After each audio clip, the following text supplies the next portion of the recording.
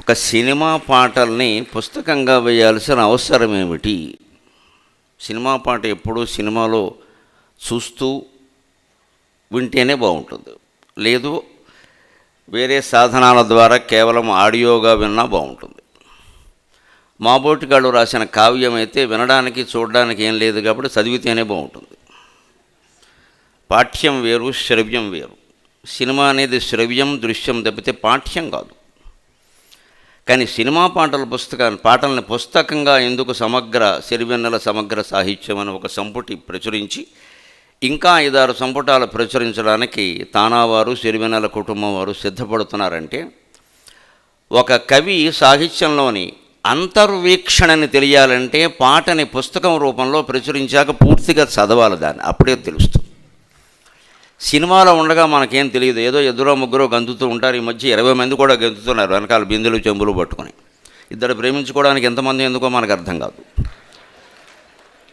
సరే, ఈ మొత్తం గంతుల్లో, ఈ గొడవలో, ఈ సంగీతంలో, అందులో హాల్స్లో ఉండే డిటిఎస్ పెద్ద సౌండ్లో మనకేం వినపడదు. ఇంకా అందులో ఏం సాహిత్యం, సిరివెన్నెల సాహిత్యం ఒకటే, చీపురుగట్ట సాహిత్యం ఒకటే, ఏమీ తెలిసే అవకాశం లేదు. ఏదో ఊరికే అందులో ఏదో ఓ పదమో అరో ఏదో తోగానో ఓ ప్రాస దొరికితే చప్పట్లు కొడతాం మనం కూడా, లేదా ఏలేస్తాం. అది గొప్ప లక్షణం కదా తెలుగు వాళ్ళకి. అంటే అంతకుమించి తెలియదు. కానీ సీతారామశాస్త్రి గారు ఎంత లోతైన తాత్విక కవి, సద్గురు శివానందమూర్తి గారు శిష్యులుగా ఆయన పొందిన అంతర్దర్శనం ఎటువంటిదని తెలియాలంటే మీరు ఈ పుస్తకం కొనుక్కుని చదవాలి. ఖచ్చితంగా ఇంటి దగ్గర కేటాయించుకుని చదవాలి. ఒక రామాయణానికి, ఒక భాగవతానికి, ఒక భారతానికి పారాయణకి సమయం కేటాయించినట్టుగా సిరివెన్నెల సీతారామశాస్త్రి గారి మొదటి సంపుటి సహా 5-6 సంపుటాలకి మీరు సమయం కేటాయించుకుని చదవండి. తప్పనిసరిగా అద్వైత జ్ఞానం, ఆత్మజ్ఞానం కలుగుతుంది. సినిమా జ్ఞానం ఎలాగూ కలుగుతుంది, పెద్ద విషయం కాదు. అజ్ఞానం నుంచి బయటపడేటువంటి అపూర్వమైన సాహిత్యాన్ని అందించాడు ఆయన. చాలా లోతైన తాత్విక కవి. అది తెలియాలంటే ఖచ్చితంగా అక్షరాల్లోనే చదవాలి. ఇవాళ పొద్దున్న నుంచి 2-3 రోజులుగా నేను చేసిన పని ఏమిటంటే 680 పేజీల పుస్తకంలో ప్రతి పాట పూర్తిగా చదివాను. నేను ధన్యం చేసుకున్నాను నా జీవితం. 10 నిమిషాల ప్రసంగమే కదా అని ఊరికే తిప్పేసుకుని రాలేదు ఇక్కడ. నిన్న మొన్న 3 రోజులు బట్టి పుస్తకం మొత్తం 680 పేజీల్లో ఉన్న ఒక్కొక్క పాట 2 పేజీలు కూడా ఉంది కాబట్టి సుమారుగా 600 పాటలు 86 నుంచి 92 వరకు ఉన్న ప్రతి పాట రకరకాల సాహిత్యాలు సినిమాల్లో ఉంటాయి. మనకి తెలియదు, ఏదో పెద్ద మహాసాగరం. అది గంగ కాదు, మహాసాగరం. సాగరంలో అన్నీ ఉంటాయి. రత్నాలు ఉంటాయి, తిమింగలాలు ఉంటాయి, నత్తగోళాలు ఉంటాయి, అనేకం ఉంటాయి. అంటే ఇవన్నీ ఉన్నప్పటికీ లోతైనటువంటి తాత్విక దృష్టి కలిగిన విషయాలే నన్ను బాగా ఆకర్షిస్తే అవే ఇక్కడ నేను ప్రస్తావిస్తాను కూడా. ఇంకొకటి, సిరివెన్నెల అడుగుపెట్టగానే సాధించిన ఘన విజయం ఏమిటంటే, మరే సినిమా కవికైనా అదృష్టం దక్కిందో లేదో నాకు తెలియదు. మొట్టమొదటి సినిమానే ఆయన సింగిల్ కార్డు సాధించగలిగాడు. అన్ని పాటలు ఆయనే రాసి. సాధారణంగా మరే రచయితకి ఇంత అవకాశం ఏ దర్శకుడు, నిర్మాత ఎవరో ఎందుకంటే కోట్లు పెట్టి చేసే వ్యాపారం అటువంటి సాహసాలు చేయలేరు. ఓ పాట రాయండి అంటారు. ఈ మధ్యన ఇంకా కొత్త విద్య కూడా మొదలెట్టారు. 4 చరణాలు 4 చేత రాయిస్తున్నారు. బాగుందిలే అనుకున్నాను. సరే, కలి ముదిరిన కొద్దీ అనేక విన్యాసాలు ఉంటాయి, దానికేముంది. అందుకని అలా కాకుండా మొత్తం సిరివెన్నెల అనే సినిమాలో ఉండే 9 పాటలు ఆయనే రాయడం ఉంది. ఇది నన్ను ఆశ్చర్యపరిచి, ఏమంటే ఇంకేమైనా 2-3 పాటలు ఉన్నాయా, మొత్తం ఈయనే రాశారని నేను వారి సోదరుని పొద్దున్న అడిగాను. ఖాయం చేసుకుని మాట్లాడాలి కదండి. ఏం అనుమానం లేదండి, మొత్తం అని ఆయనే రాశారన్న. ఇది ఘన విజయం. అడుగు పెట్టగానే ఏనుగు కుంభస్థలాన్ని కొట్టిన ఏకైక సినిమా కవి సిరివెన్నెల. దానికి సాక్ష్యం మీకు ఇదొక్కటే కాదు, ఇంకా ఎన్ని సింగిల్ కార్డులు మొత్తం సినిమాలన్నీ పాటలన్నీ ఆయన రాసిన ఉన్నాయంటే ఈ పుస్తకం చూస్తే మీకు తెలుస్తుంది. మామూలుగా తెలియదు. సినిమానుక్రమణకి ఆయన రాశారు. మామూలుగా మా కావ్యాలు వేస్తే పద్యానుక్రమణకి ఆయన వేస్తాం వెనక. అక్షరక్రమంలో పద్యం తొందరగా వెతుక్కోవడానికి వీలుగా. ఇందులో గొప్ప పని ఏం చేశారంటే నాకు బాగా నచ్చింది. సినిమానుక్రమణిక అంటే ఫలానా సినిమాలో ఏదో రుద్రవీణ సినిమాలో పాట ఉంది, అది నాకు కావాలంటే వెంటనే వెతుక్కోవచ్చు. రుద్రవీణ పాటలన్నీ ఒకచోట ఉంటాయి, పేజీ నెంబర్లు వేసేసి వరుసగా.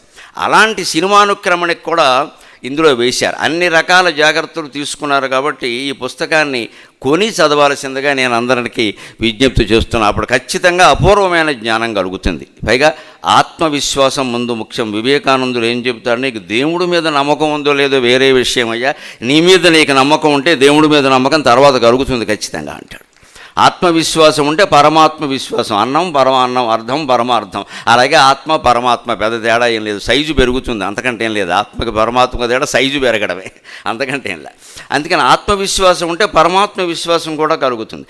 తన పాటల ద్వారా ఆ ఆత్మవిశ్వాసాన్ని కలిగించే ప్రయత్నం చేశారు శాస్త్రి గారు అనడానికి పెద్ద ఉదాహరణ ఏమిటంటే 87లో విడుదలైనటువంటి మహర్షి చిత్రంలో పాట.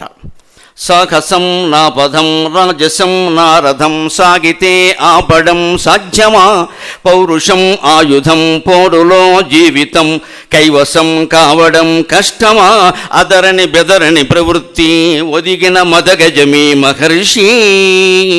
ఇక్కడ మహర్షి అని చిత్రం పేరే ఆ పాటలో వాడి మన మహర్షుల యొక్క చిత్తశుద్ధిని పట్టుదలని చెప్పారు. ఖచ్చితంగా ఎవడైనా జీవితంలో నిరాశ నిస్పృహ కలిగిన వెంటనే సీలింగ్ ఫేనాయ విద్మహే చున్నీ కంఠాయ ధీమహే అని దానికి చూడకుండా ఈ పాట చదివితే ఖచ్చితంగా ఆత్మహత్య మానేసి ఇంకో 60 ఏళ్ళు బతుకుతాడు, వాడు అనుమానం లేదు. సాహసం నా పదం రాజసం నా రథం అన్నాడు సరిగ్గా. ఊరికే సాహసం కోసం పదం సా రా ఇలా వాడాల్సిన కర్మ మామూలు వాళ్ళకు ఉంటుంది, సీతారామ శాస్త్రి గారికి ఉండదు, అవసరమేం లేదు. ఇది అయినా సాహిత్యంలో నిలబడి మహాకావ్యం రాసుంటే అలసాని పెద్దల మనుచరిత్రలు లాంటిది మరొకటి దక్కుండేది. నాబోటుగాడు అది ఆశిస్తాడు ఖచ్చితంగా. అంతటి ప్రతిభ కలిగిన వాడు కాబట్టి యతి కోసమో ప్రాస కోసమో వాడాల్సిన కర్మ ఆయనకేమీ లేదు. రాజసం నా రథం, రథం అంటే యుద్ధం, యుద్ధం అంటే రజోగుణం, అది రాజసం ఉండాల్సిందే. అక్కడ సత్వగుణం ఉంటే పనికిరాదండి, సాహసం ఉండాల్సిందే.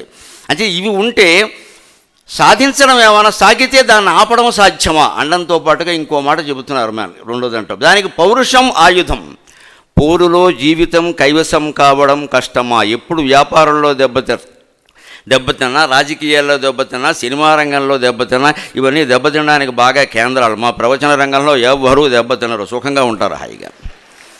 ఇస్తే డబ్బులు ఇస్తారు, లేకపోతే వెళ్ళిపోతారు. కానీ ఉన్న డబ్బులు లాక్కునేవాడు ఎవడు లేడు ఇక్కడ. మేము పెట్టుబడులు పెట్టక్కర్లేదు, హాయిగా మేము బడి పెట్టక్కర్లేదు, పెట్టుబడి పెట్టక్కర్లేదు, సుఖంగా హాయిగా 4 మాటలు చెబుతాం. అన్ని విద్యల్లోకి తేలికైన విద్య ఏమిటంటే వేదాంతం, దానికంటే కొంచెం కష్టమైనది ఏమిటంటే కవిత్వం, దానికంటే కూడా కష్టమైనది ఏమిటంటే వ్యాకరణం. వ్యాకరణం చెప్పేవాడికి కష్టమే, వినేవాడికి కష్టమే. కవిత్వం రాసేవాడికి కష్టం, వినేవాడికి బాగా తేలిక. వేదాంతం ఉందే, చెప్పేవాడికి సుఖం, వినేవాడికి సుఖం. ఎంతసేపు అయినా చెప్పచ్చు, ఎంతసేపు ఎందుకు చెప్పామంటే అంత లోతుందండి అనొచ్చు. 5 నిమిషాల్లో మూసేయచ్చు అంటే ఎంత చెప్పినా దండగా అనొచ్చు. అందుకే మేము సుఖంగా ఈ రంగంలో కొనసాగుతున్నాం. నేను కూడా ఉపాధ్యాయ వృత్తి చేసి పద్యాలు రాసి కావ్యాలు రాసి చివరికి సెటిల్మెంట్ ఎక్కడంటే ఇక్కడ అయ్యాము సుఖంగా. తిరుగులేని వృత్తి. పాపం ఆయనది ఇంకా ఇబ్బంది అయిన వృత్తి. ఓసారి దొరికితే పాటలు, ఓసారి దొరకవు కదా. ఇంత ఇబ్బందులు నిజంగా ఆయన చెప్పుకున్నది, లేదా ఇతర కవులకి దర్శకులకి అందరికీ సినిమా రంగంలో ఉన్న వాళ్ళకి అందరికీ చెప్పిన మాట అనిపించింది. పౌరుషం నీ ఆయుధం. ఊరికే వాళ్ళ చుట్టూ వీళ్ళ చుట్టూ తిరిగి దేబీర్లాడి నిర్మాత కనపడగానే కాళ్ళకి దండం పెట్టి, దర్శకుడు కనపడగానే కాళ్ళకి దండం పెట్టి, వీళ్ళింట్లో మనవరాలు అన్నప్రాసనకి ఆయన్ని పిలిచి, ఆయన ఇంట్లో కూతురు బారసాలకి ఈయన వెళ్ళి, ఇంత దరిద్రం అక్కర్లేదండి. ప్రతిభకి ఒకడు లిఫ్ట్ ఇవ్వాల్సిన అవసరం లేదండి. ప్రతిభ సూర్యోదయం. నేను సినిమా రంగంలో ప్రతి ఒక్కళ్ళకి చెబుతున్నా, మీ ప్రతిభని మీరు అవకాశం వచ్చిన చోట వ్యక్తం చేయండి, మొత్తం ప్రపంచం మీ దగ్గర ఉంటుంది ఖచ్చితంగా. మీరు ఎవ్వడి పుట్టినరోజు పండుగలకి వెళ్ళక్కల్లా రోజు పొద్దునే నమస్కారం వందనాలని పెట్టాల్సిన కర్మ ఏం లేదు ఇక్కడ. మర్చిపోతామేమో. పబ్లిక్ రిలేషన్స్, భగవంతుడితో రిలేషన్ ముఖ్యం, ప్రతిభతో రిలేషన్ ముఖ్యం. పబ్లిక్ రిలేషన్ ఎప్పుడూ ముఖ్యం కాదు. పబ్లిక్ మన చుట్టూ తిరుగుతుంది ఖచ్చితంగా ప్రతిభ ఉంటే. అది పౌరుషంని ఆయుధం. పౌరుషంతో ప్రయత్నించు. పైగా పోరులో జీవితం కైవసం కావడం కష్టమా. నిజంగా యుద్ధం చేస్తే జీవితంతో పోరాడితే జీవితం నీకు సాధ్యం కదా. నిజంగా జీవితం అంతా పోరేనండి, సంసారం కూడా యుద్ధమేనండి ఖచ్చితంగా. అయితే కురుక్షేత్ర యుద్ధానికి సంసారంలో యుద్ధానికి తేడా ఏమిటంటే, శత్రువులతో యుద్ధం చేసినప్పుడు మనం ఎవరితోన్నా వేరే దేశంతో యుద్ధం చేసినప్పుడు సైనికులు పరాయి సైనికులతో పగలల్లా పోరాడి రాత్రి వాళ్ళ సైనికులతో కలిపి నిద్రిస్తారు. సంసారంలో ఏమిటంటే పగలల్లా ఎవరితో పోరాడమో రాత్రి కూడా వారితోనే కలిపి సైనిస్తారు. అంతకంటే కురుక్షేత్ర యుద్ధం కంటే ఇదే చాలా కష్టం. ఇది ఎందుకంటే ఎవరితో పోరాడామో వాళ్ళ దగ్గర కూర్చోవాలి, వాళ్ళతోనే మాట్లాడాలి, వాళ్ళు పెట్టిందే తినాలి, వాళ్ళు ఇచ్చిన డబ్బులే తీసుకోవాలి, వాళ్ళు నానా పోరాటాలు చేయాలి. చివరికి నమస్కారం అని పతిదేవుడు కాళ్ళు కడగాలి, భర్త గారి కాళ్ళు మీడియా వాళ్ళు లేకుండా కడగాలి. మొత్తం మీద కడగడం ఖాయమే. ఈ కాళ్ళు బహిరంగంగా కడుగుతారు భర్త కాళ్ళు కదా అని, భార్య కాళ్ళు మీడియా వాళ్ళు లేకుండా కడుగుతాం. అంతకంటే ఉంది. ఏదైనా ఒకటే తప్ప. ఇది పోరే. ఇది పైగా ఎవరితో శత్రుత్వం వారితోనే చేయడం ఎంత కష్టమండి ఇది. అంటే సంసారం కలిస్తే అన్నీ కష్టం, అన్నీ తేలిగ్గా అవుతాయి. సంగీతం ఆలోచించకుండానే అర్థం అవుతుంది, సాహిత్యం ఆలోచిస్తే అర్థం అవుతుంది. ఎంత ఆలోచించినా అర్థం కాదే సంసారం ఒక్కటే. అటువంటి దాన్ని జయించాలంటే పౌరుషం ఆయుధం కావాలి. పోరులో నీ జీవితం కైవసం కావడం సాధ్యం కష్టమేం కాదు. ఎలా ఉండాలి? అదరని బెదరని ప్రవృత్తి ఉండాలి. అది ఒదిగిన మదగజమి మహర్షి అన్నాడు. ఖచ్చితంగా మహర్షి తుల్యమైన సాహిత్యం ఉంది కాబట్టి ఆయన అలా అనగలిగాడు. ఖచ్చితంగా ఒక మదగజం ఏదో చిన్న పీట మీద ఒదిగినట్టుగా జీవితంలో ఒదగాలయ్యా, ఇంద్రియ నిగ్రహం కలిగి ఉండాలయ్యా, అప్పుడే ఇది సాధ్యం అవుతుంది అన్నాడు. ఇంతే కాకుండా ఒక్క మాట నేను ప్రత్యేకంగా చెప్పదలుచుకున్నది, రుద్రవీణ సినిమాలో ఆయన రాసిన పాట, ఒంటరిగా ఉండి బాధపడుతున్న వాళ్ళందరినీ నిద్ర పట్టి లేపుతున్నాడు. ఎందుకు ఊరికే బాధపడతావు? అలాగపోయినా అంత బాధ ఉంటే ఎవరితో నా పంచుకోరాదా? ఒంటరిగా దిగులు బరువు మోయకు నేస్తం, ఒంటరిగా దిగులు బరువు మోయకు నేస్తం, మౌనం చూపిస్తుందా సమస్యలకు మార్గం, కష్టం వస్తేనే కదా గుండె బలం తెలిసేది, కష్టం వస్తేనే కదా గుండె బలం తెలిసేది, దుఃఖానికి తల వంచితే తెలివికి విలువేది అన్నాడండి సీతారామశాస్త్రి. ఎంత గొప్పది! ఒక కష్టం వచ్చింది అంటే మనం ఎలా భావించాలి అంటే భగవంతుడు మనని పరీక్షిస్తున్నాడు అనమాట. బాగా ఒక్కబోస్తున్నప్పుడే తర్వాత వాన వస్తుందండి. వాన వచ్చే ముందు బాగా ఒక్కబోస్తుంది. శరీరం మీద వేసిన సెగ్గడ్డ ఉందే కురుపు, అది పగిలిపోయే ముందు చాలా బాధపడుతుందండి. ఖచ్చితంగా బాధపడుతుంది అంటే పగిలిపోతుంది అనమాట. ఒక్కబోస్తుంది అంటే వాన వస్తుంది అనమాట. పొయ్యిలో పొగ బాగా వస్తుంది అంటే ఉజ్వలంగా మండుతుంది అనమాట. నీకు కష్టం వచ్చింది అంటే భగవంతుడు నేను అనుగ్రహించడానికి సిద్ధంగా ఉన్నాడు అనమాట. ఖచ్చితంగా ఆ కష్టం ఎందుకంటే భగవంతుడు పెట్టే పరిస్థితి, అది ఎదుర్కొంటే రారా నా ఒళ్ళో కూర్చోరా అని అమ్మవారు పిలుస్తుందండి మనని. అటువంటి భక్తి కలిగి ఉండాలి. అందుకని మదగజమి ప్రవృత్తిని చూసి ఒంటరిగా ఊరికే బాధపడకు, మౌనంగా కూర్చొని ఏడుస్తూ ఉంటే నేను ఇంతే అనుకుంటే ఇబ్బంది కలిసి వచ్చేది ఏమీ లేదండి అని చెబుతూ ఆయన చాలా పౌరుషంగా దీన్ని మీరు తీసుకోండి, స్వీకరించండి, ఆచరించండి అని చెప్పాడు. నలుగురితో పంచుకోండి. దుఃఖం వచ్చినప్పుడు తల వంచకుండా ఎదిరించి ఇంకో సరదా విషయం చెప్పి నేను సెలవు తీసుకుంటా. అది చెప్పడానికి అవకాశం నాకు ప్రవచనాల్లో రాదు, ఇక్కడే వస్తుంది. బలపం పట్టి భామ ఒళ్ళో ఈ నేర్చుకుంటా. ఎంత సరదా అయిన పాట అండి. ప్రవచనంలో చెబుతూ ఊరుకోరు, అందుకని ఇక్కడ చెప్పిస్తున్నాను సరదాగా. అందులో ఆయన చేసిన ఒక గొప్ప ప్రయోగం నాకు బుర్ర తిరిగేలా చేసిందండి. మధ్యాహ్నం చూసి ఏం కవిరా అనుకున్నాను. అమ్మహ అంటా అమ్మాడు అని కమహ ఉండేది ఎప్పుడు అన్నాడు ఆయన. అమ్మహ తర్వాత కమ్మహ ఏం పడిందని చూశాను నేను పుస్తకంలో.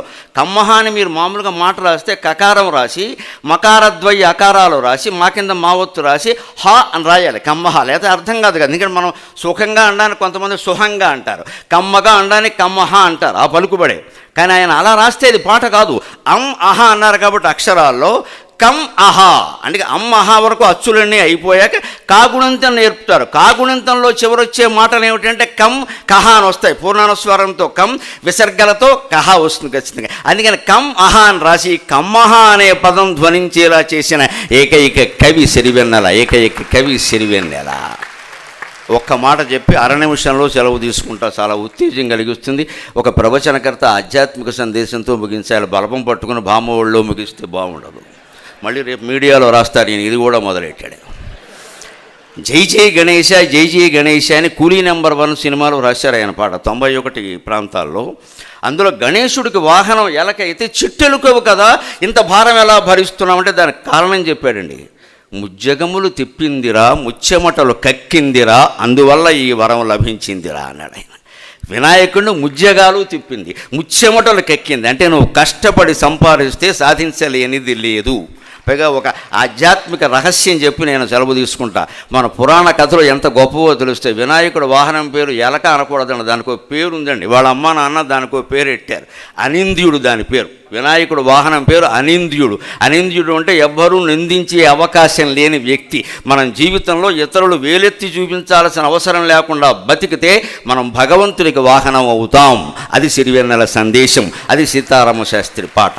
సెలవు.